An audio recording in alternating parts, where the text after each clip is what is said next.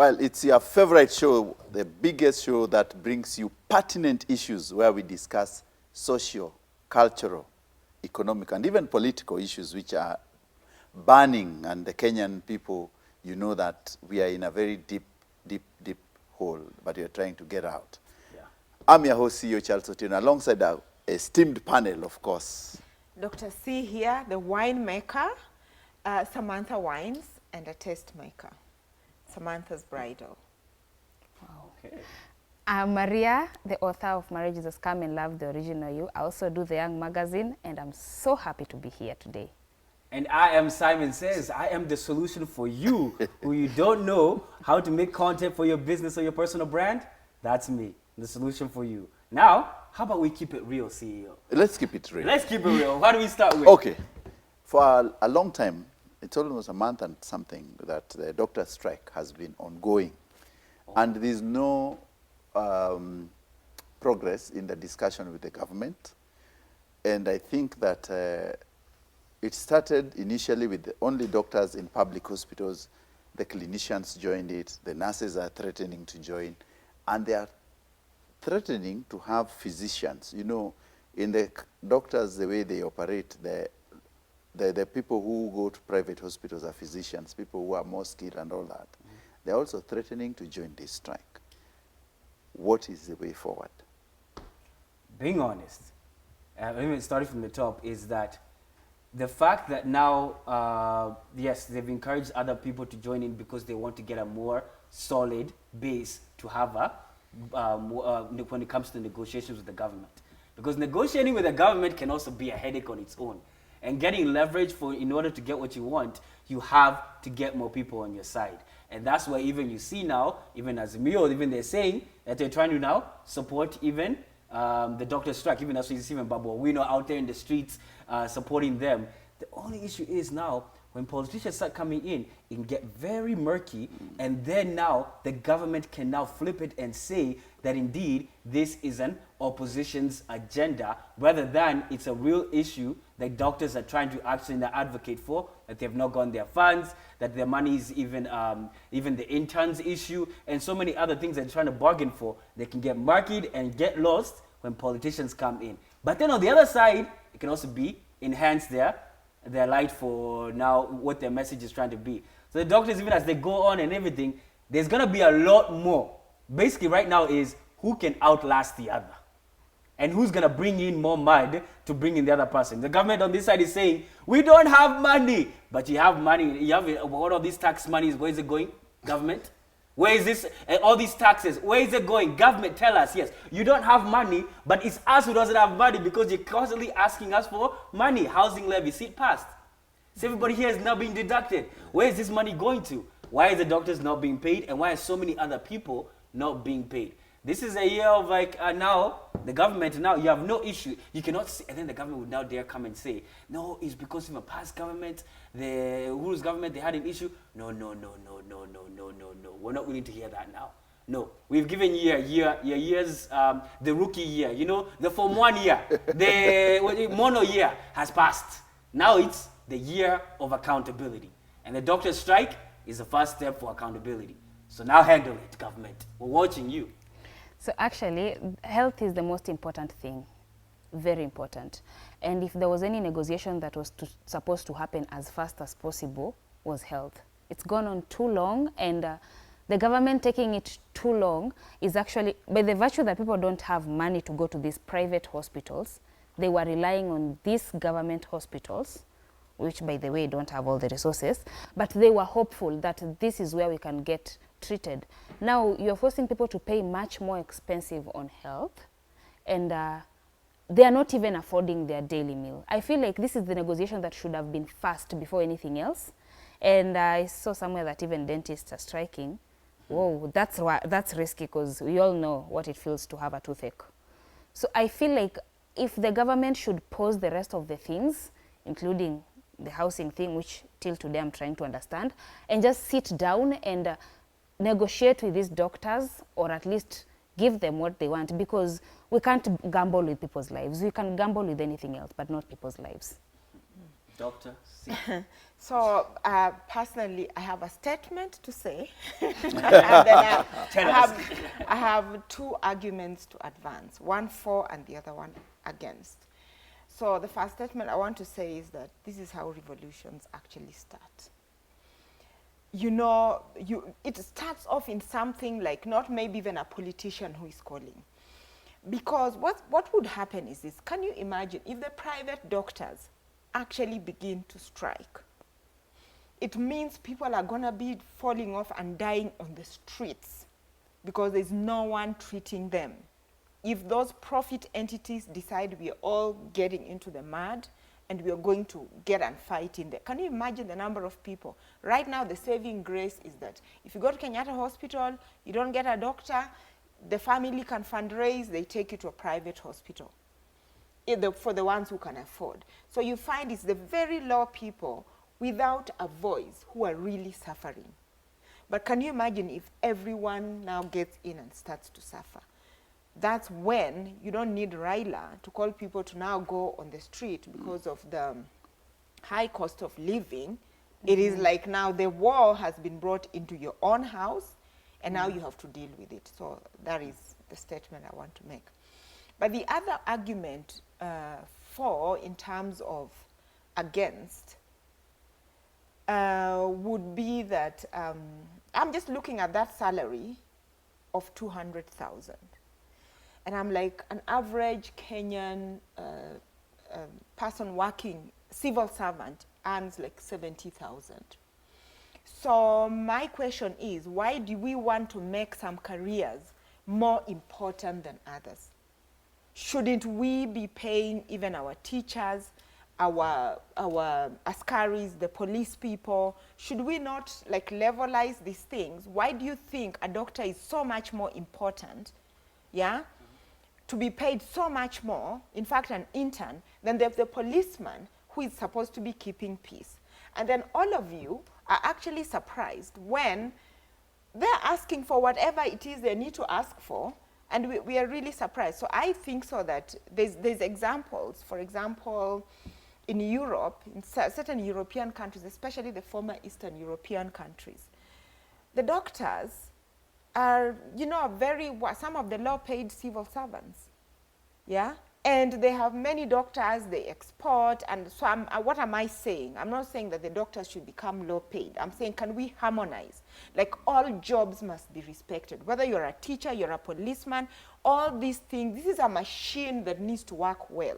So the more I prioritize you over there, and your job is not important, what are we saying? Everybody is important. The third, so that is the against. So my argument for is that, number one, the government must be known for something. You have word of honor.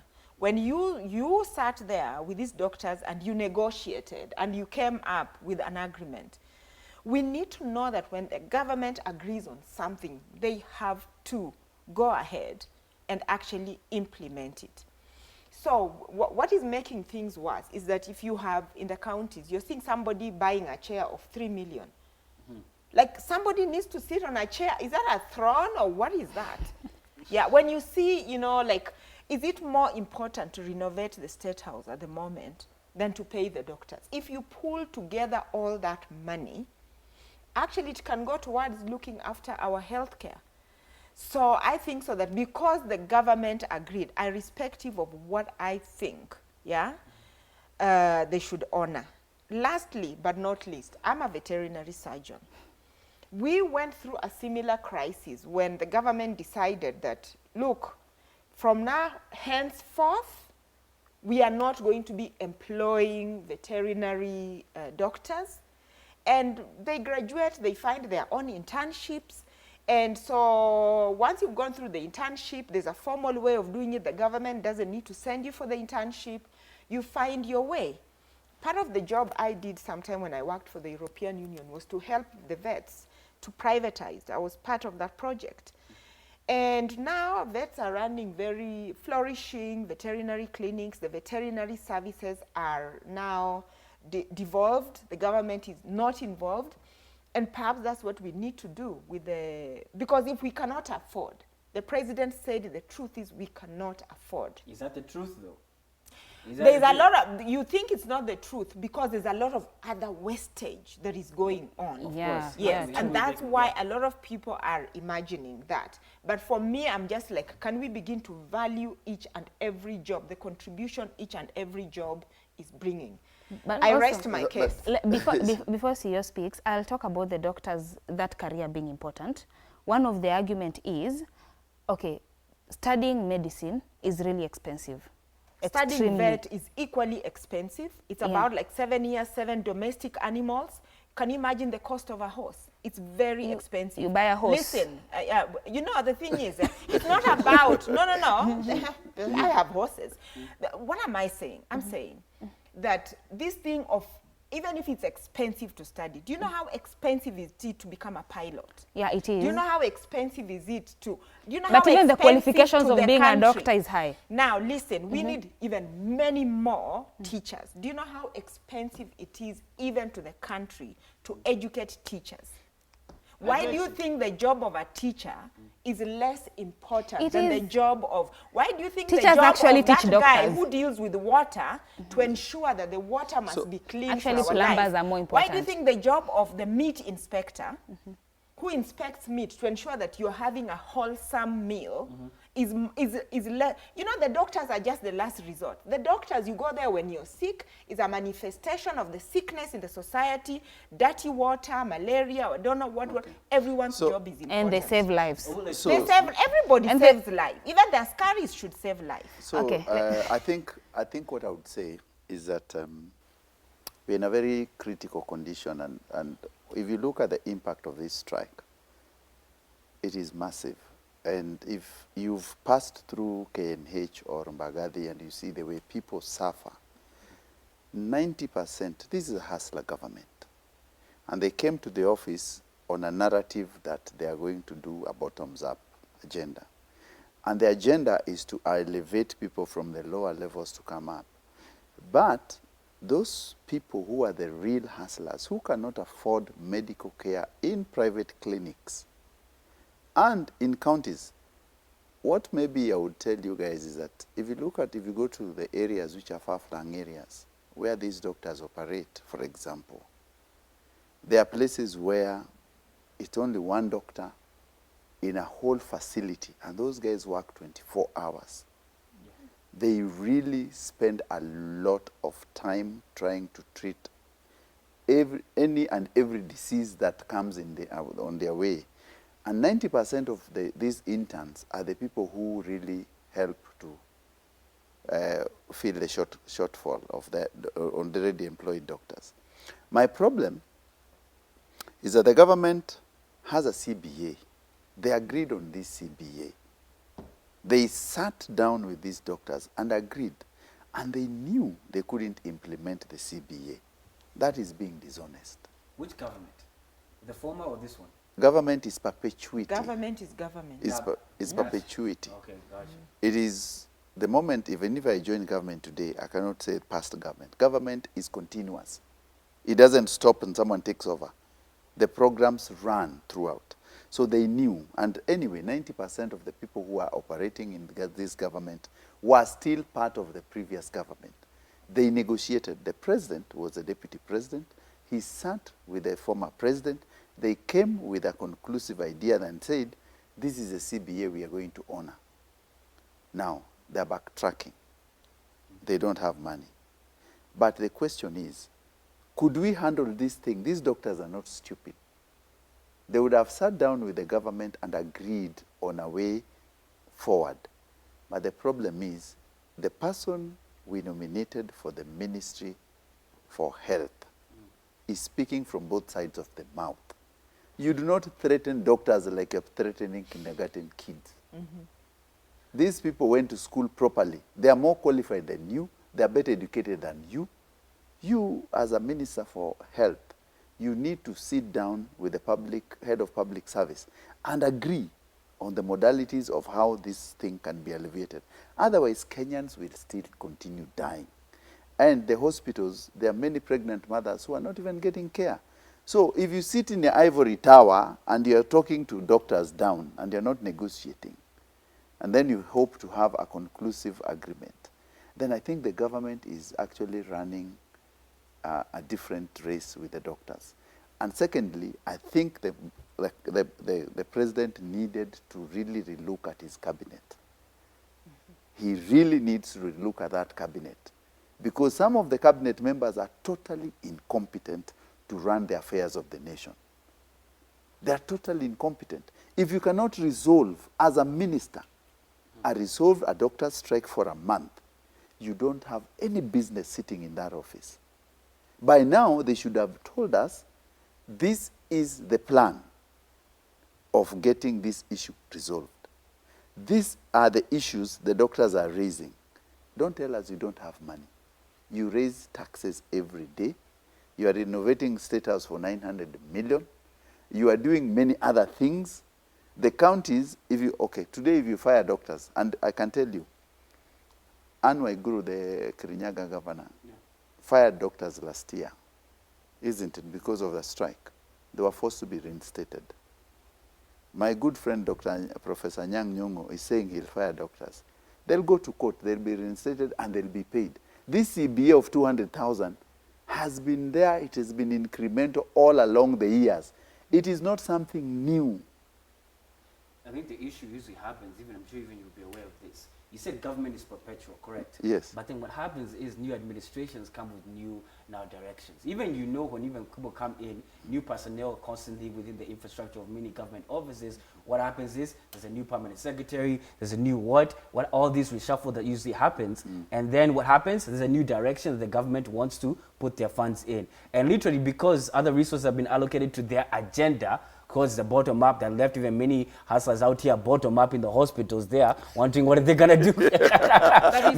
But now literally that's what happens, and that's the main issue. When there's a different government comes different agendas and hence different direction and different priorities. And what happens is when people want to hold people accountable to the contracts that they were even set in stone and written down, now what happens is people now start saying this was not ours. Then all of a sudden start saying, oh, we don't have money. They have money, but they don't have money for this because they have money for their agenda. That's literally what the big issue is. And literally now sitting down and actually having a leadership is about sitting down and being able to actually now calm crisis so that you can actually be able to now take steps forward, and the people who actually need the services don't experience the pain points. That's what leadership is about. So I like our leadership, even as you mentioned in the cabinet secretaries, which a reshuffle, I'm sure it's going to happen soon. Because you know what happens? You know what happens? Reshuffles happen after there's a wear and tear because the president gets tired of lack of implementation towards his agenda. And that happens because I just gave you a token of appreciation. You helped me in my election time. That election favor is now worn out. It's gone, yeah. Yeah, it's now worn out this time. Reshuffle. So they need a cabinet which can now work for the people. It's coming soon, but I'm surprised the professor, the one you mentioned, in case I'm sued, I'm surprised. He knows we don't even have enough doctors. Yes. So sometimes I laugh, and when I see the CS, yes, yeah, when I see her, talking all this nonsense, I'm just like, are you aware we do not have enough personnel, the doctors? That's why you hired Cubans. Are we forgetting that even our hospitals do not have the resources? What? The hospitals don't have enough resources. Oh, yes, that's true. Are we forgetting that too? That's why this SSL, the social net, what did we call that new? SHIF. SHIF. Shift. The Shift. shift. Yeah. That's why it's coming, and I hope they've actually factored in.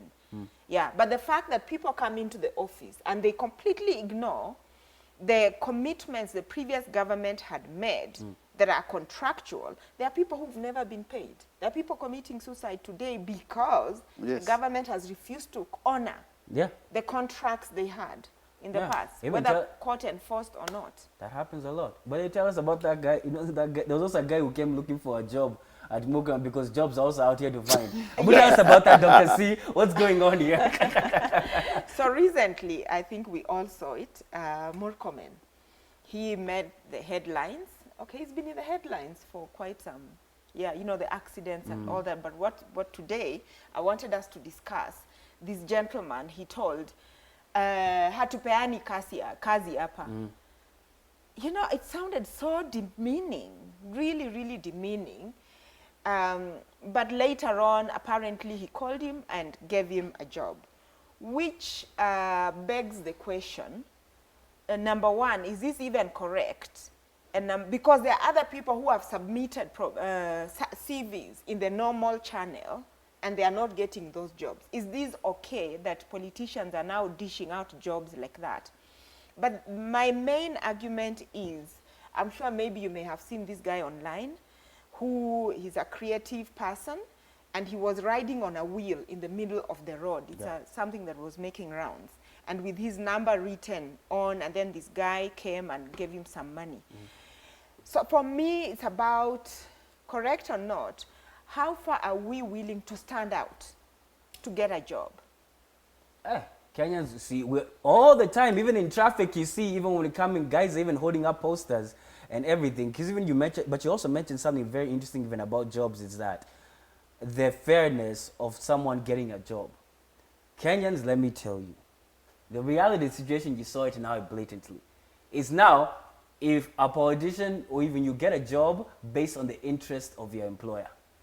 And that is sadly the truth. And there's a biases always in every single sector. Even you, if you're the CEO, even if you're a CEO and then your younger brother there, and I also apply for the same job. Your younger brother is also qualified, but you also know I can give this opportunity to my brother. You would, as long as your brother is not a crook and is someone who can actually get get the job done to some extent, even if it's not the level of Simon. So reality is this, whether you like it or not, yes, jobs are your network that you're able to reach out to, who actually knows what it is that you have to offer. That is the number one thing is, people need to know blatantly that, Simon, you are a solution for me for this. So hence, I can give you this job. But now when it comes to the government side of things is, you know, it's supposed to be protocol according to now, you've submitted and they have a portal and there's proper procedures as to even documentation. You know, the government jobs, even for, you have to have your clearance, clearance from where, what, all of these clearance documents that you must go through to make sure that you get within the government system, because government jobs are very secure because you get a long-term thing. But the main thing is when it comes to now just dishing out like that, it shows that indeed it's just your network. Primarily, you have to reach out and get your network to who you actually engage with to now people be able to see that, yes, I know CEO, he can be qualified, he's someone who can come for a job.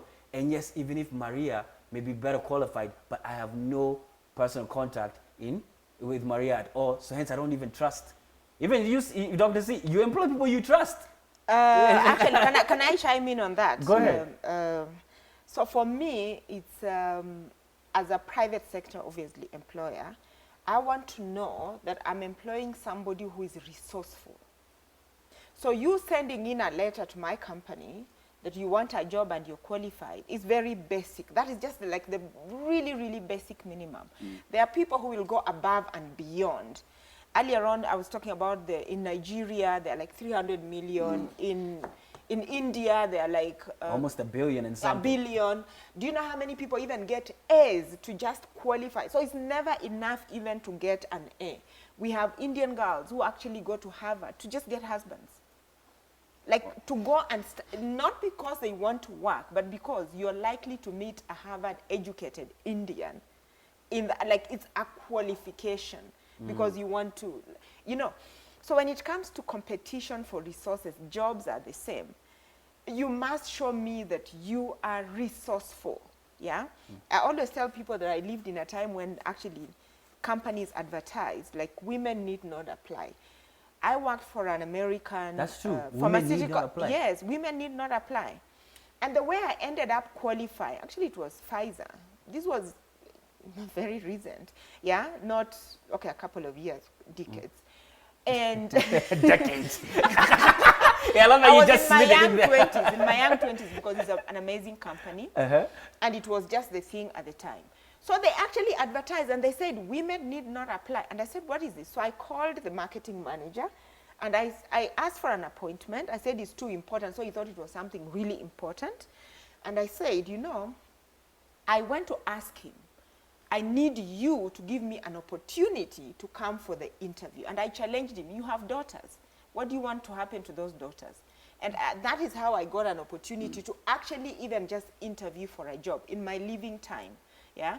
So you have to be able to, I believe I would have never gotten that opportunity if I hadn't gone there earlier. And recently I saw something doing rounds online. A letter somebody had written to the employer. They had sent him a regret letter. I don't know whether you guys have seen No, that. what was it about? Where this guy was saying that I have received your letter and I have refused to accept.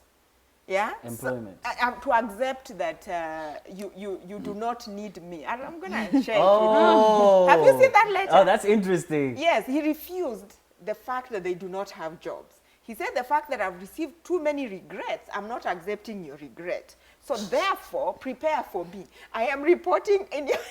At this I time? loved it.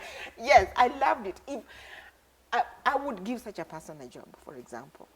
That's audacity. I'm gonna find it That's and share. audacity. Yeah, that's audacity, by the way. What do you have to say, So Maria? what I will say is this. First of all, the extra mile that guy went to get a job from Murkomen is just being insulted, because Murkomen was just trying to clear his name.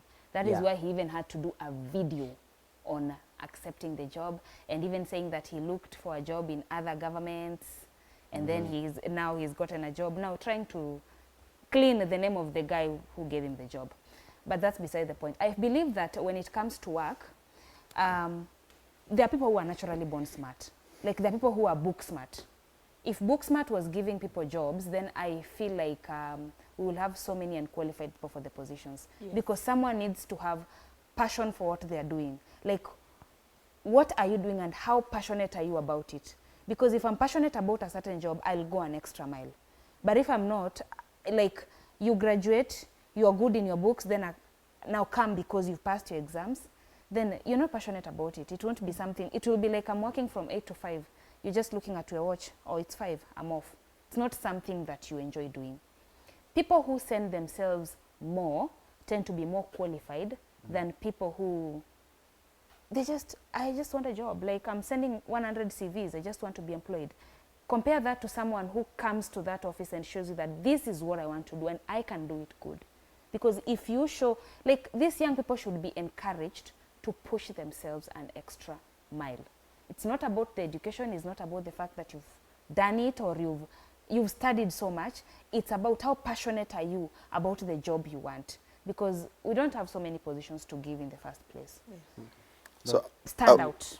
yeah, I agree that I want to look at this issue in two directions. The first one is that we need a national conversation, a proper conversation on how to employ our youth and where our youth should be going. It should be a national discourse, because any progressive country looks at the number of people they're churning out every year vis-a-vis the job opportunities and the changing landscape of what is going to be. The jobs which exist now will not exist in the next 5 years. Some of them will be obsolete. We are churning, the universities are still training the students the same way they've trained for all that time. That's why if you walk to the city of Nairobi every Sunday, you find very many young guys with cameras and tripods and lights. They are creating content. In our national psyche, that job, the government is still asleep. They do not know how to use these digital platforms to channel the energy, the youth, and the opportunities to that direction. So it's like we are reacting to something these youth are just finding on their own. Now, we are still faced with a basic thing. If you look at the Singaporean leader, Lee Kuan Yew, there are 3 things he did in his lifetime when he was leading Singapore. The first one, he did a national marriage debate, where he realized that if people do not marry correctly, there's always issues. The second one, he did the jobs. He realized that their country as Singapore, there are a certain number of jobs he needed to work on. So the labor became a proper national discourse. And the third one was the politics. He controlled the politics of the country. It was what we call not an outright dictator, but you could see. But what I'm talking about these jobs is that if you do not look at the youth the way, first of all, what is our biggest contribution to the world is agriculture. How many youth are involved in agriculture in this country? Very minimal. Yeah. What we do is to say that we give fertilizer, and we even give fake fertilizer. There's land, we don't have incentive to take our youth to the agricultural fields to do something. Then technology. Kenya is very big in technology, so we can do a lot of content and a lot of digital stuff. We can do it anywhere because we have Wi-Fi nowadays and connectivity. We are not taking our youth there. Now we are still stuck in our universities with the courses Same. which were in 1990s Yeah. and 1980s. Unless you want to produce doctors only and teachers and social workers, then most of these other courses which we are teaching, some of them, those guys go and then they start struggling to get a job. That's why you find people saying, I'm qualified because he has a school degree, he's a first-class honors, he has so many other masters in everything, but he has no clear line of where this job should bring him the satisfaction he's looking for.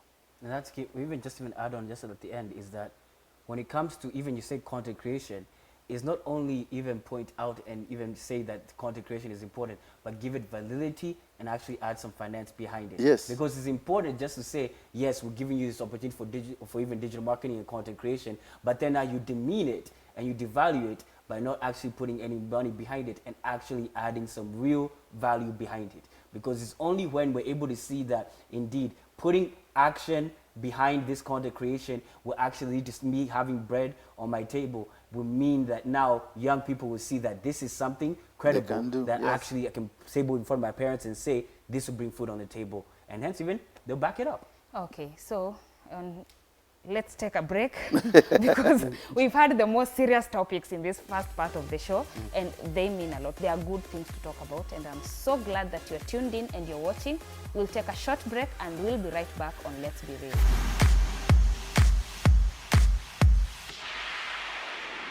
Welcome back. We've just been discussing very pertinent issues on the doctor's strike. We've discussed your job opportunities and how and what government should do. Simon, Yes. let's take it a bit lighter now. Yes, lighter but pertinent. Also. Okay. But even let me tell you guys a story. Yes, even you. Yes, even listening to this story. There was a guy who recently he exposed himself. He poured out his heart. Yeah. He told us a story about how, for example, he got his girlfriend a job.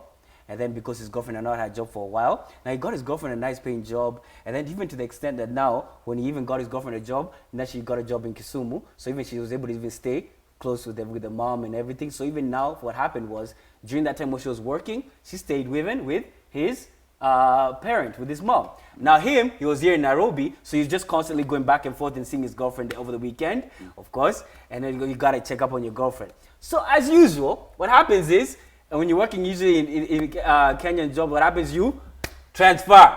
So what happened? The girl got a transfer. She was transferred to Nakuru. Now, when she was transferred to Nakuru, things changed. She all of a sudden started becoming distant. When even he would even pay a visit, she would not even insist. Paying a visit, she would just be like, "No, give me some space." Brothers, let me tell you, when you hear that, that is a very interesting thing. Now what happened was, he said he'd give me some space, but he was still insisting, let me go see her. This guy went to see her at a workplace because he knew he's the one who gave her the job. So he knew the workplace. He went and visited. Boss, she was even kicked out. Wait, talk up, you're making a lot of noise. Even you're disturbing people who are working. He was kicked out, and at the same time, he waited outside the girlfriend's place. The girlfriend said, no, I need my space and everything. Now, what happened was, he was able to stay peaceful that night, then he went back to Nairobi. When he went back to Nairobi, he got a text. The girlfriend was saying, let me be real with you, boss. I'm dating someone else. You're wasting my time. You're wasting your good time. I don't need you anymore in my life. Please, go on, move on, toka hapa. Hey! Now as the guy, he's asking himself, should he be petty and actually now, because he can talk to the management to even fire her. Can he be that? Should he be that petty? I'll say my thoughts after I hear what you guys have to say. What do you have to say, Maria, first of all? Maria, having heard that story, what would you think? What would you think of such a man who goes out of his way, but then he gets dumped like that? First of all, if you're doing something for me and I'm just someone you're dating, it's charity. There is no commitment there.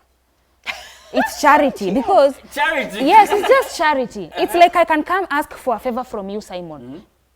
Does it have to be paid for with something else? But I can tell you no family. Yeah, you can say no family. Yeah. So men investing in girls that you're not sure, there's no solid commitment, just dating. That is, and just because you've taken a girl to your mom, let me tell you something. If there's anything men do faster is take you to their mom. That's fast.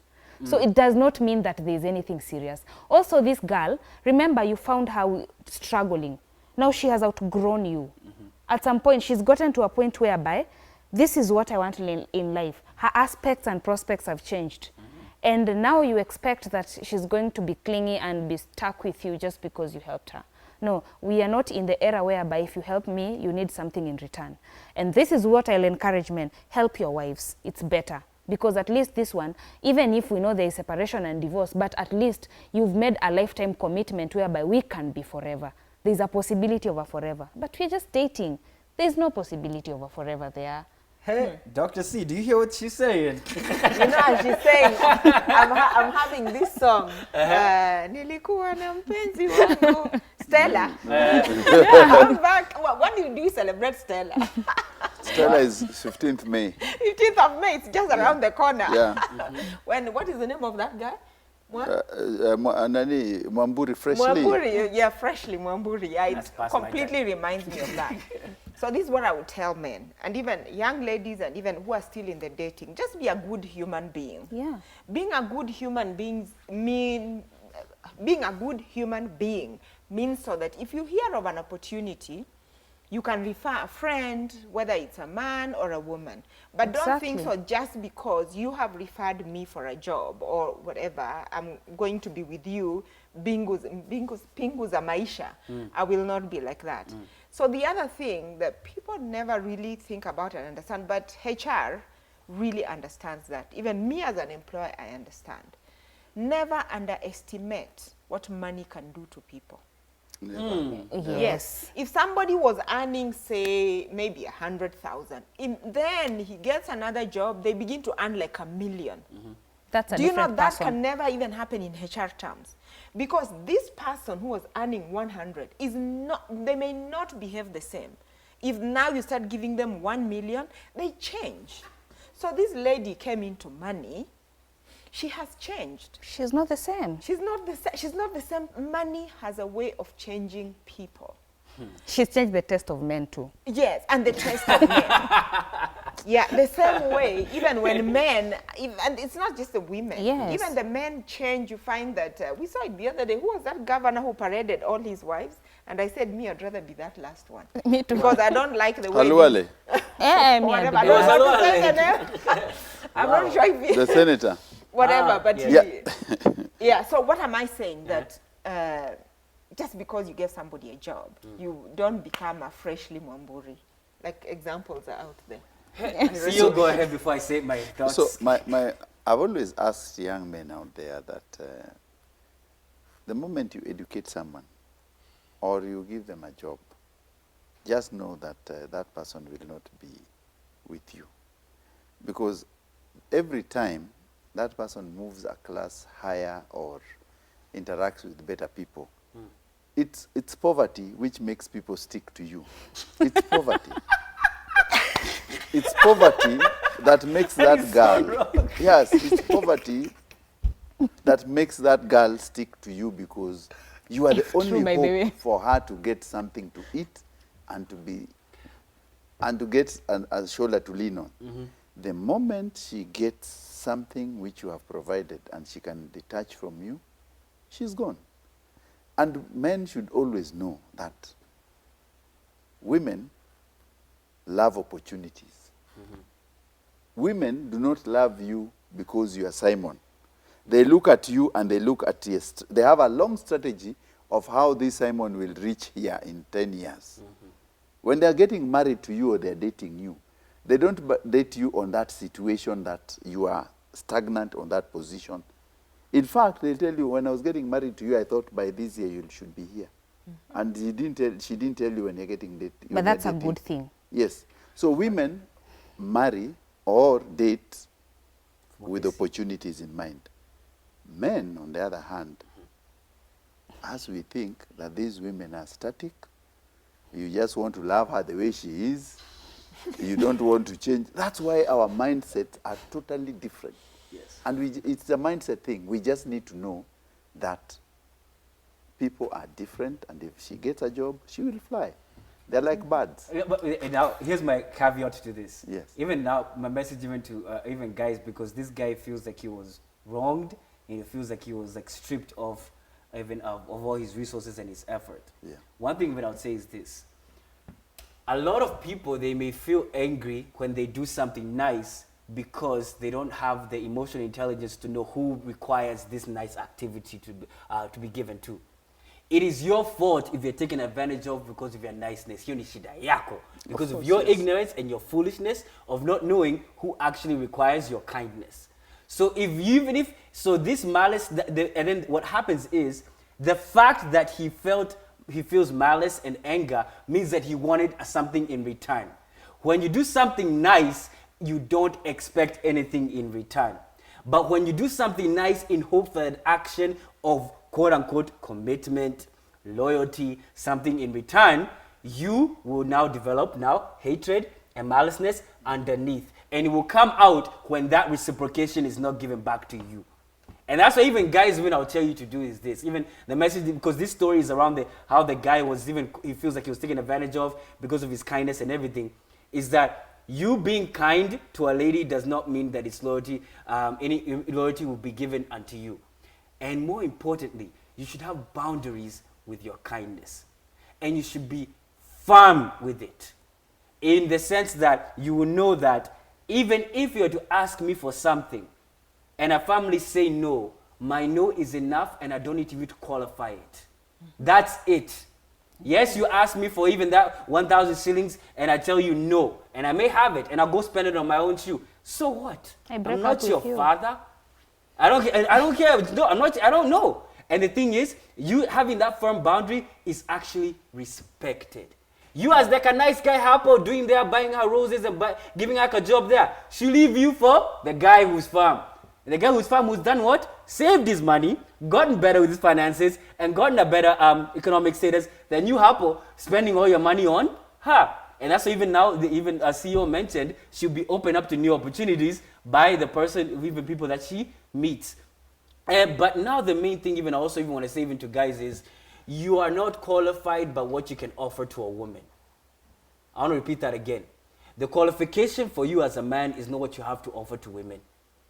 Is the essence in who you are as an individual.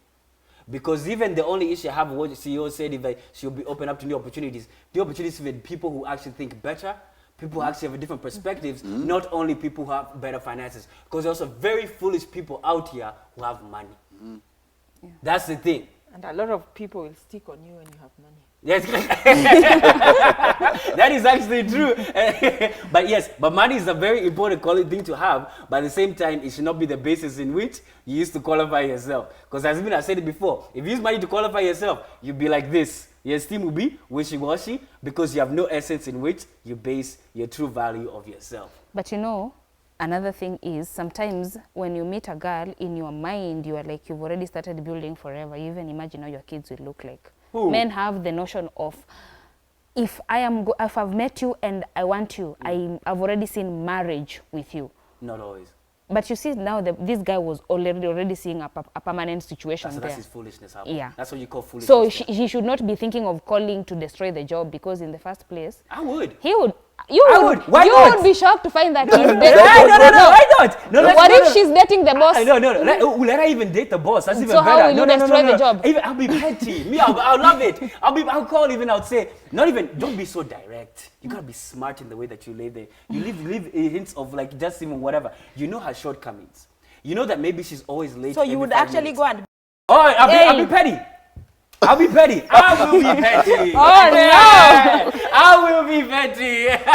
Listen, For real, you Simon, can be petty. Yes. Oh, because the guy, see, you have to remember, the guy was actually thrown in jail because he got in a fight with a new guy. So you let me rot in jail. Simon. Boss, I will did be petty not times rot in two. jail. I'll be petty. And I'll be proud in my pettiness. I'll be petty. You Why will not see it as Simon, like, are you crazy? You cannot be petty. Yes, I'll be, because first Maybe of it's all, divine. Yeah, it's divine. it's divine. God is saving you from maybe this really bad woman. You know, also, Yeah, it could by be the way, God. it could be God. It could be God giving me opportunity to actually now execute this power that He's given me. No, Even no, there's no. many Let opportunities. me tell you something. You could have married this woman and then I could get have- miserable. Yes. But right now, God has saved Plotted you. for you. Yeah. Yes, and divine. God has given me this opportunity to be petty. Simon, look at it this way. Yes. Naturally, what happens also Yes. is that even this girl probably is not sure the new relationship might not last. Yeah. And she might be also be taken, and in history, these things have happened, where someone has left someone who really stood by them, Yeah. gotten to another person, and 5 years or 3 years later, you realize you actually made a bigger mistake of moving on with this guy, and go look for your other boyfriend who was So don't be struggling I'm with not you. willing to be the second option, Hapo. It's not about the second option. You You see know, now, you see, it's true love. You're the It's one destiny. I made. You're the one I made the Look, wrong choice. come on. Well That is done. just I cheat did not think yourself. about it. Second Don't option, cheat Hapo. yourself. Don't make people It's give you body count. destiny. They are called body I count. Yes. You don't want people's body count. No, Just it's let destiny. somebody move on. Destiny. I'll be petty. I'll Okay. be petty. Be one. I'll be petty. Let's now get into now a more serious thing. Let's talk about Simon, faith. you're crazy, Baby. Let's man. talk about faith. Okay, so our dear His Excellency, see, I'm breathing.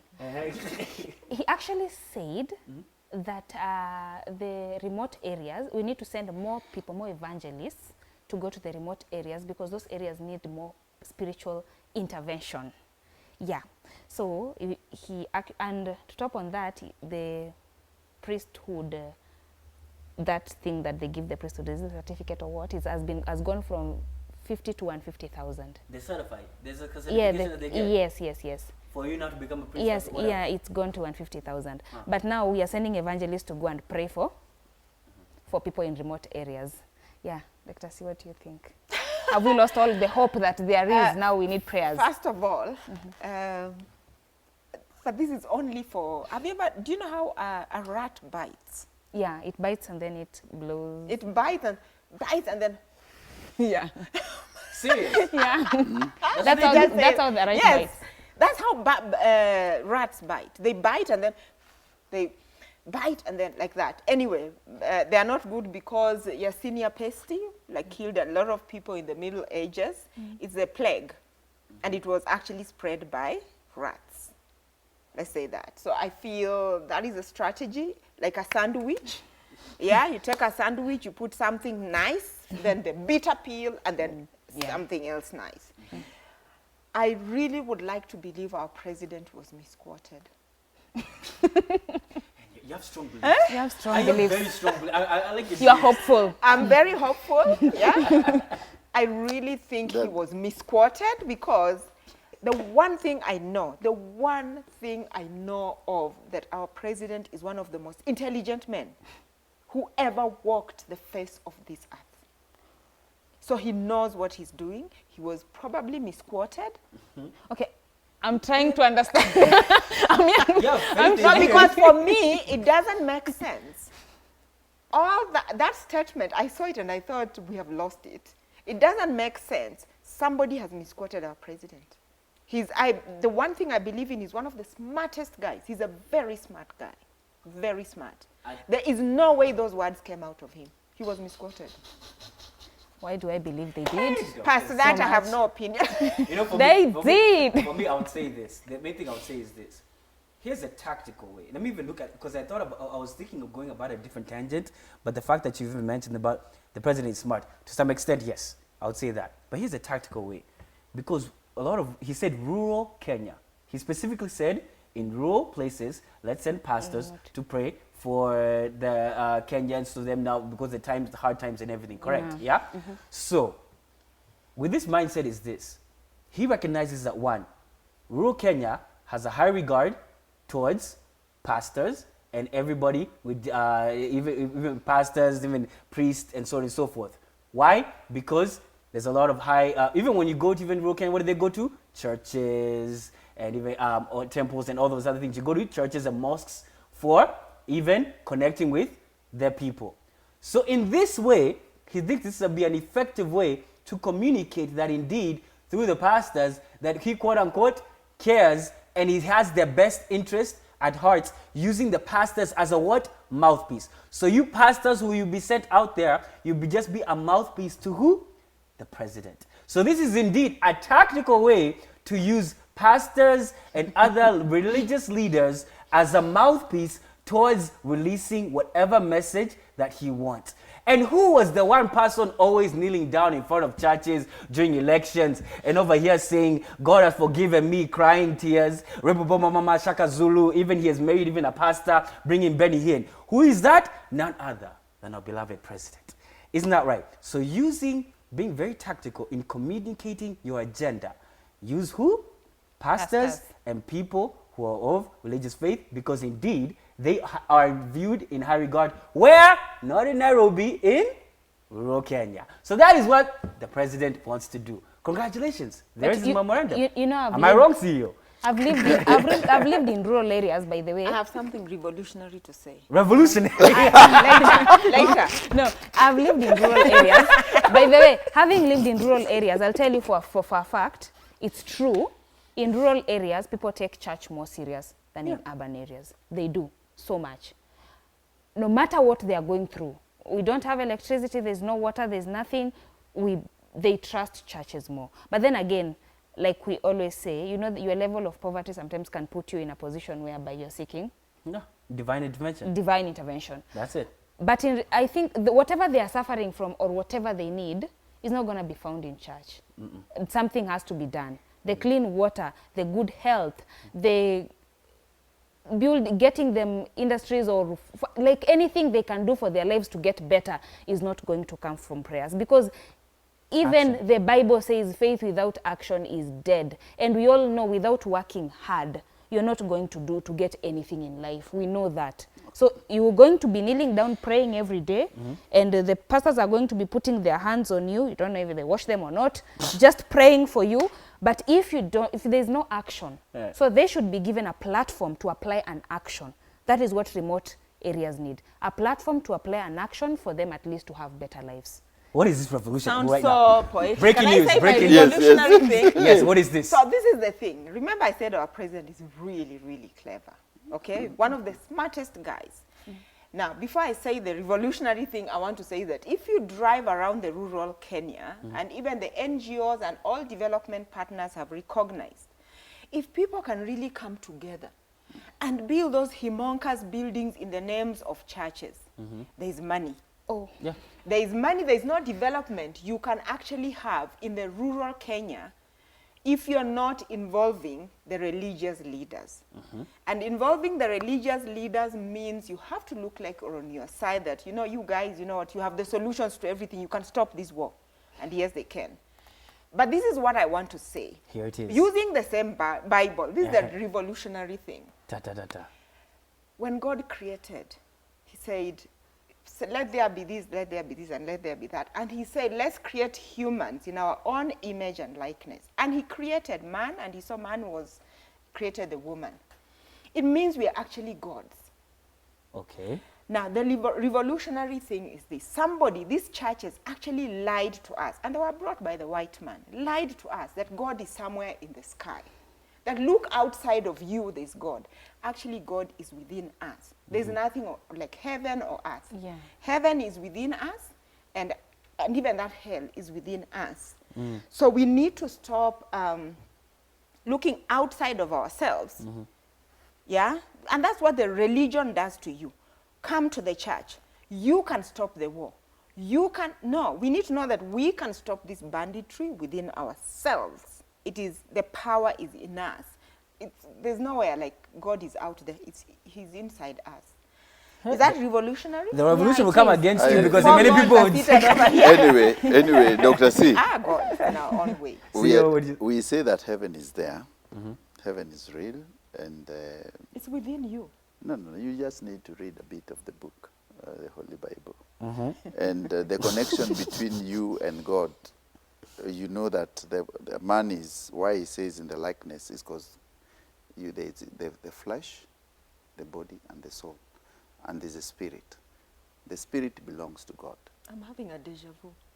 Did we talk about this? Yes, one way, yes. So yes. I'm just wanting to tell you that because I know there are many churches out there and the true teachings are out there and we understand. But let me get back to this religious thing and the president. The president is smart. Well, that is debatable. Very. It's very debatable because there are very many parameters to see when a man is smart or not. And we are not saying he's not because he has his academic qualifications which are very brilliant and we Doctor. appreciate they're top-notch. Number two is that I have an issue with saying that churches should go to rural areas only. I was in the village last weekend and I've always said that the level of poverty in an area will be defined by the church which operates in that area. The level of poverty Why? in a village, Just look at where the Catholic churches are. wherever They're there's organized religion of a better order, like Catholic, Anglican, and the big Pentecostals, you would see there's a hospital, there's a church, and there's a health center, And a and school. there's a school.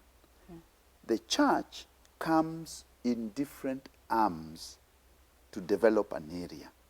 Now my problem, and I went to the areas of Uyom and I found the biggest churches were these ones with the flags all over. When you see a church with those flags, run away. That's poverty in that area. That's People are strictly walking. poverty People are being brainwashed because not to people think are of being poverty. brainwashed. Now that's They do not have any sense of development. Yeah. They talk about, and that's why the president, when you say he's brilliant, he would have made a disclaimer and saying, I want you to go and evangelize and give moral support to the people, but also offer these solutions. Offer something in health. Offer better education. Because that's what elevates these guys to a certain level. But that blanket statement from him, and that's why I'm saying being clever or being brilliant is very, it was misquoted. is It's not here. relative. There. It was taken out of context. You And number believe so?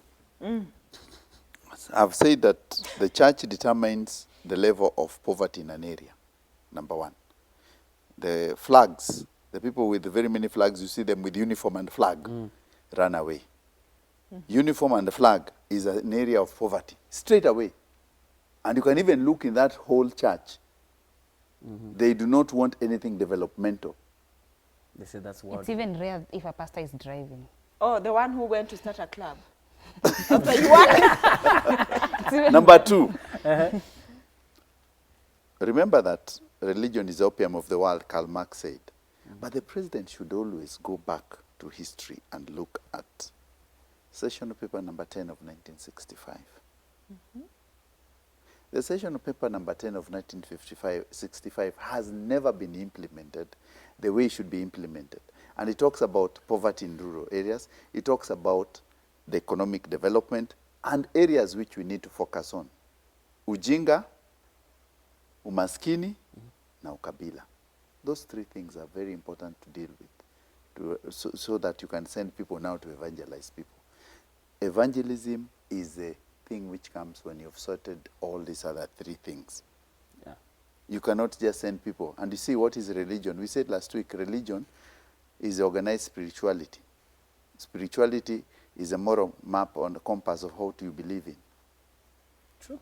That's true, but hey, when it comes So we have concluded That what? that our president must have been misquoted. No. No. No, we are not saying that. We are not saying No, that. no, the fact that he has identified That the no. church to be the route through which we can actually sort out this banditry, number one, it's a good thing. So I think it's about the technocrats, how can they sit on the table and actually make this thing work? Because we have just concluded, Just to if welcome we those have bandits. organized churches and very organized, okay, the bandera and the uniform, yeah, and then we can actually We can have the bandits join Sunday Yes. school and youth. not But now Sunday is- school. yeah. It's, you see, there's no development you can have outside. In fact, if you want to be effective, there's being effective in any project or development. Who do you go through? Clearly, in rural Kenya, it's through the church. That's what we've just said. Yes, And but- so the president was very, that's why I'm saying he must have been taken out of context in terms of what he meant. let us go through the church, because the church is very, let me tell you, those people are organized. Like I'm Roman Catholic. We have jumuiyas, we have the smallest cell. So if we have the smallest cell and we know your son, we know he's a bandit, can you tell him to stop? Yeah, So yeah, the it goes banditry, down- Dr. C, this banditry thing, let me just tell you that, first of all, they have to deal with that culture. You see how banditry operates in the northern areas, those expansive areas, is that if Simon is getting married, it's a cultural thing.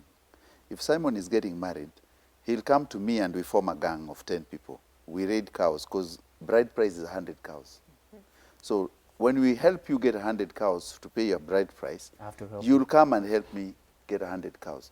Then the discussion should be with the local community leaders and tell them, And the church is let's have influential. a cap On for this. what we are going to say. If you're going to get married, there's a law, you do not pass 20 cows.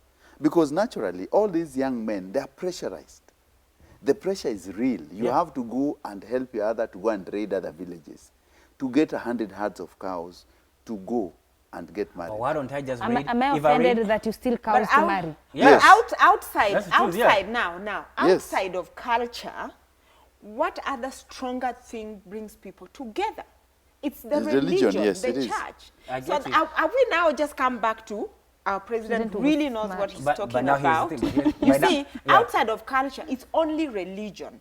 I get you. All religions actually strongly bring people together, and it's only religion that has made people forget some of these cultures. And you And, know and what? actually we know for sure is when all else is not there, the church is what stands by you. But So- you know what else brings people together?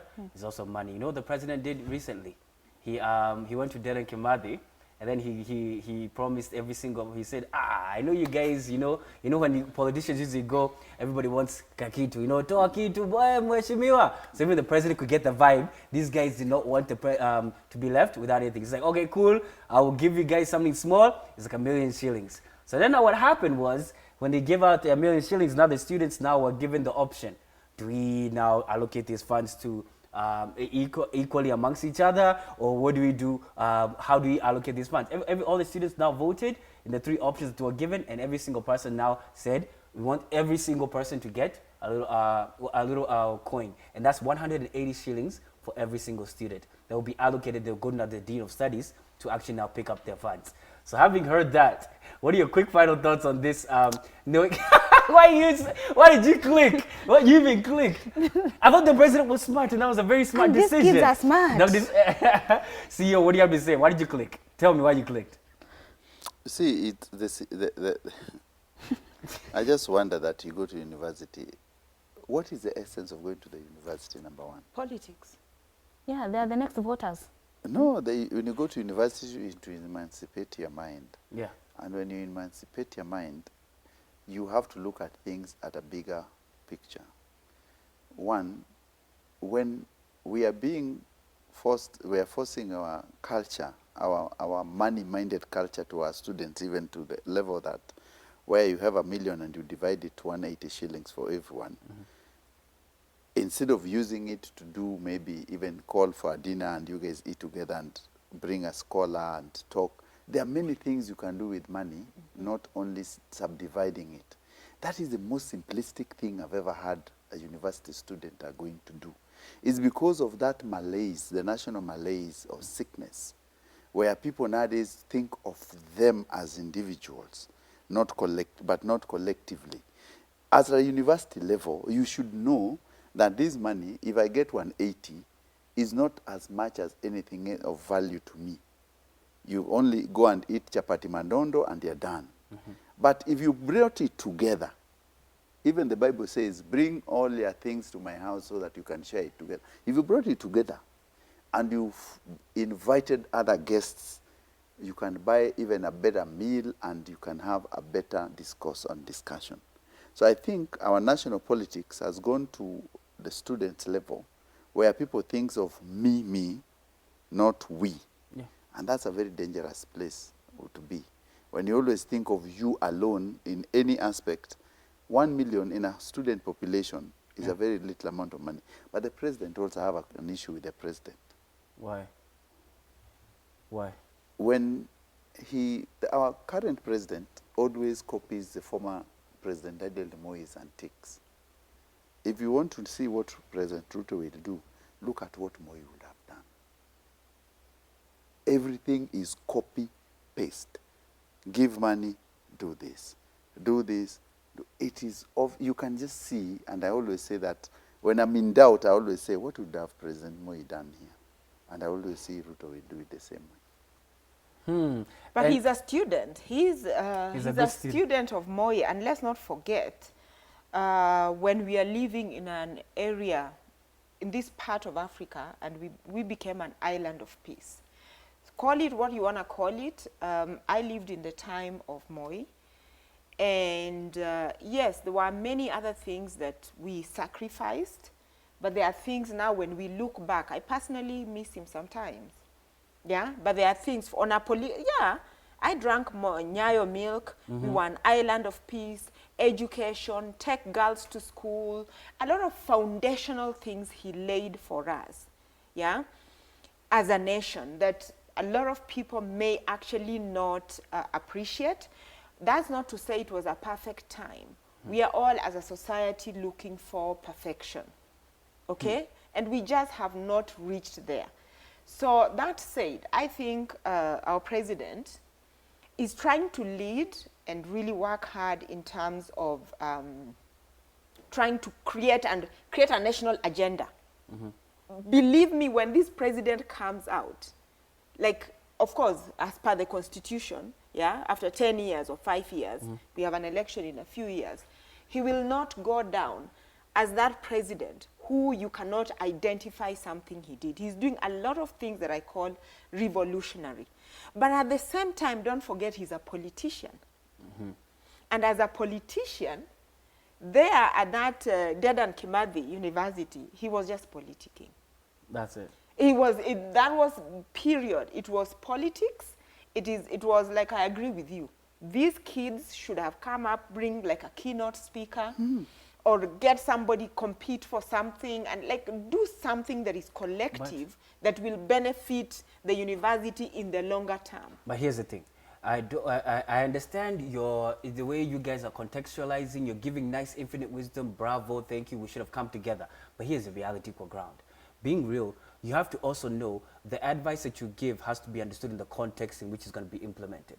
These kids are, one, quote, hungry. They have no funds, and that 180, they're able to even use it for even a week's food in actually the mess within the school. Yeah, the mess is so what you're actually now saying is, quote unquote, your wisdom, but not understanding the context in which that's supposed to be implemented. This 180, I'll prefer having it for myself because I understand that indeed this will cater for my short-term expenses and what I need right now. What can because 180 I am buy you? because mess. you have to remember I am on the lower tier of needs. I am not Simon. anywhere above. It's That's a you have to whole remember, school. like, where is it going to be implemented? Let me tell you something, Simon, we went to the same universities. Yeah.